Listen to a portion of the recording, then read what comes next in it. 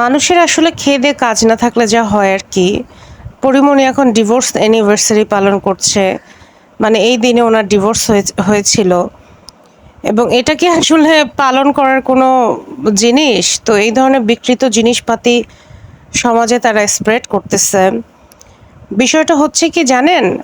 একমাত্র শরীফুল রাজি হচ্ছে পরিমণিকে সম্মান দিয়েছিল, সন্তান দিয়েছিল। অন্য কেউ কিন্তু ওই যে ১ মাস ২ মাস tata good bye hi bye, মানে ওই টাইপের ব্যাপার-স্যাপার ছিল।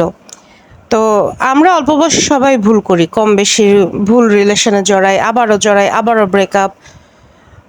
তো মানুষ যখন অভিজ্ঞতা হইতে হইতে একটা পর্যায়ে মানুষ ২৫-২৬ বছর বয়সে গিয়ে আস্তে আস্তে তার ভিতরে ম্যাচুরিটি লেভেল আসতে শুরু করে, থিতু হইতে শুরু করে। তো পরিমণির বিষয়টা হচ্ছে সে ২৫-২৬ বছর পরে ও গিয়ে তার অনেকগুলো রিলেশন হয়েছে। সে হানি ট্রিপে দুবাই-টুবাই গেছে এবং আমি চিন্তা করি কি জানেন? শরীফুলরা যাই হোক না কেন, যত যাই হোক না কেন, ওর সমস্ত অন্যায় মাফ। যখন আমার মনে হয় যে এরকম একটা মেয়েকে সে বিয়ে করে সম্মান দিয়েছে, বউয়ের স্বীকৃতি দিয়েছে। ছেলেরা কিন্তু কখনোই এই ধরনের রিস্ক নিতে যাবে না, কখনোই না। এবং শরীফুল রাজ তাকে বাচ্চা দিয়েছে, এক ছাদের নিচে ছিল, কিন্তু সেই শরীফুল রাজের জীবনটা সে এত তেনা করছে যে বেচারা ভাগছে। সাধারণত হয় কি যে মানে মেয়েরা হচ্ছে স্বামীর অত্যাচারে অত্যাচারিত হয়ে শ্বশুরালয় ত্যাগ করে বা স্বামীর ঘর ত্যাগ করে বাপের বাড়ি চলে আসে বা অন্য কোথাও চলে যায়, কিন্তু আমি খুব কমই দেখছি যে ছেলে ভাইগা যায়, মানে হাজবেন্ড ভেগে চলে যায়। মানে চিন্তা করেন তাহলে ১-১.৫ বছরের মাথায় সে কি পরিমাণ পেইন দিছে। ১-১.৫ বছরও তো না, আরো কম সময়। মানে বাচ্চাটা হওয়ার কয়দিন পর থেকেই তো তাদের ভিতরে বেসিক্যালি হচ্ছে ঝামেলাটা হওয়া শুরু করেছিল। এই যে পরিমণির কন্ট্রোল ফ্রিক অ্যাটিটিউড, মানে মানে ভাই আছে না যে বসতে চাইলে শুইতে চায়, শুইতে চাইলে আরো কিছু করতে চায়। পরিমণির অবস্থা হয়ে গেছিল এরকম। ভাই তোরে বিয়ে করছে, তোর এতগুলো বিয়ে শাদী ডিভোর্স হ্যান ত্যান এগুলো জানার পরেও তোর উচিত ছিল এই সংসারটা টিকায় রাখার জন্য সর্বোচ্চ স্যাক্রিফাইস করা এবং কম্প্রোমাইজ করা। কিন্তু সেটা না করে পরিমণির খালি ডিমান্ড, একের পর এক ডিমান্ড বাড়তেই থাকে, এটা না সেটা, ওই নায়িকা না সেই নায়িকা।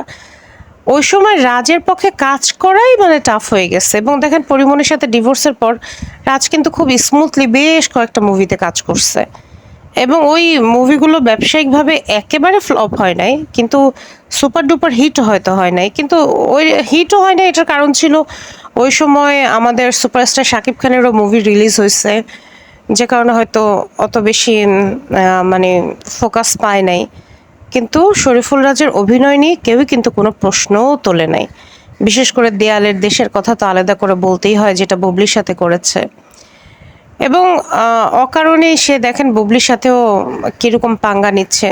তাপসের সাথে সে এত ভালো রিলেশন মেনটেন করলো, তাপসের জন্য রান্না করে খাবার টাবার সব কিছু পাঠাইলো, কিন্তু পরবর্তীতে সে বলতেছে যে সে তো আসলে তাপসকে ওইভাবে এখন আর চেনে না, এখন বুবলির সাথে সম্পর্ক ভালো। তার মানে কোন লেভেলের মানে শয়তান টাইপের মহিলা হচ্ছে এরা?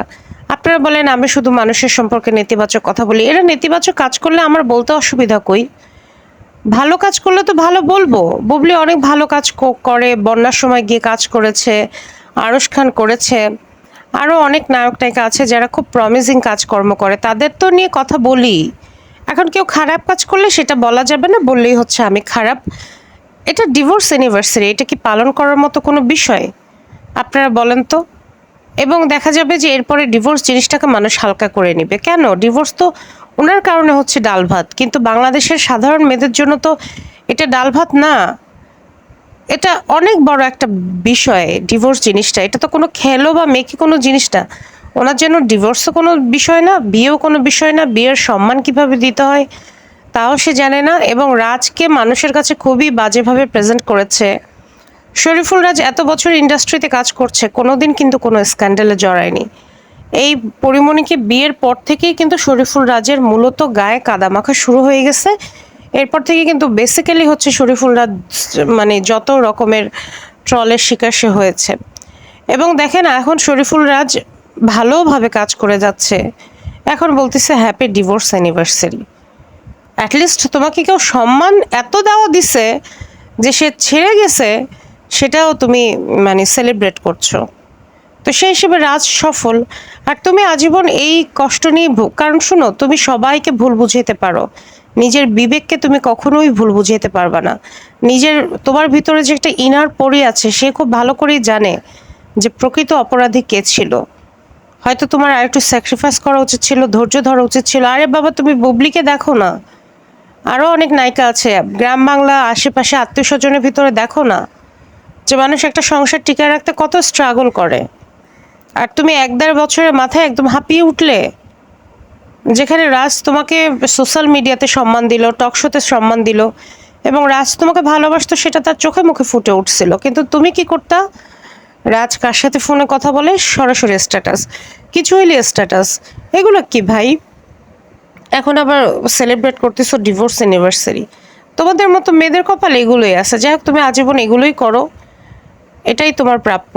দিন শেষে মানুষের একাকিত্ব এটা খুবই খারাপ, এবং যখন হাজবেন্ড পাশে না থাকে, একটা মেয়ের জন্য এর থেকে কষ্টের আর কিছুই হয় না। এখন উঠতেছো উড়ো, 2 দিন পরে বুঝবা যে পৃথিবীতে আসলে একটা ভালো লাইফ পার্টনারের বিকল্প আসলে কোনো কিছু হতে পারে না।